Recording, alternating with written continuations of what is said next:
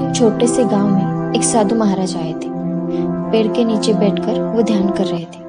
तभी वहां से गुजरते कुछ लोगों ने महाराज को देखा और वो दर्शन करने चले गए। उन्होंने सुखी जीवन के लिए महाराज से दीक्षा ली।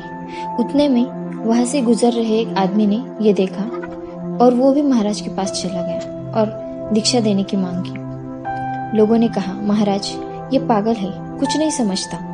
ये सुनकर उस आदमी से महाराज ने कहा, तू दीक्षा लेकर क्या करेगा?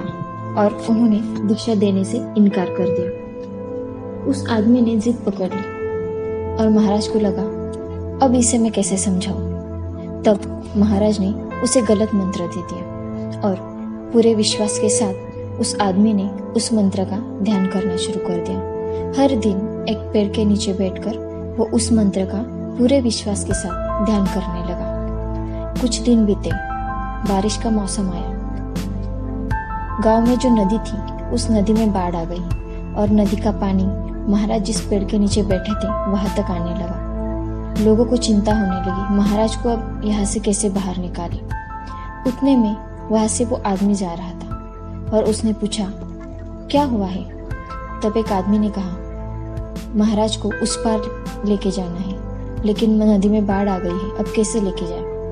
तब उस आदमी ने जिस रजाई पे बैठकर वो हर दिन ध्यान करता, उस रजाई को पानी पर रखा और नदी के पानी में वो रजाई तैरने लगी। अब उसने वो मंत्र बोला, उसकी वजह से वो रजाई उस पर तैरने लगी। उसने महाराज को कहा, महाराज आप इस पे बैठ जाइए, और वो खुद भी उस पर बैठकर महाराज को उस पर ले गया। और महाराज को समझ में नहीं आया ये हो क्या रहा है। और उस पार जाते ही महाराज ने उसे कहा, तूने ये जादू कब सीखा? ये क्या शक्ति है? तब उसने कहा, महाराज ये कोई शक्ति नहीं, ये तो आपकी ही कृपा है। तब महाराज को ऐसा लगा, ये क्या बोल रहा है?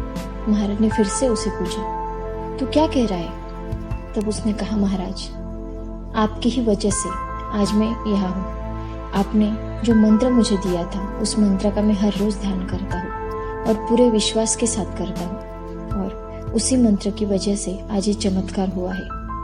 तो हुआ ना आपकी ही वजह से, इसलिए मैंने कहा कि ये आपकी वजह से हुआ है। तो महाराज की आंखों में आंसू आ गए और उन्होंने उसके सर पर हाथ रखा और कहा, बच्चे आज जिस विश्वास के साथ तूने ये किया है, अगर यही विश्वास हर व्यक्ति दिखाए तो अपनी और दूसरों की हर मुश्किल वो पार कर सकता है। और महाराज ने उसे पूरे दिल से आशीर्वाद दिया।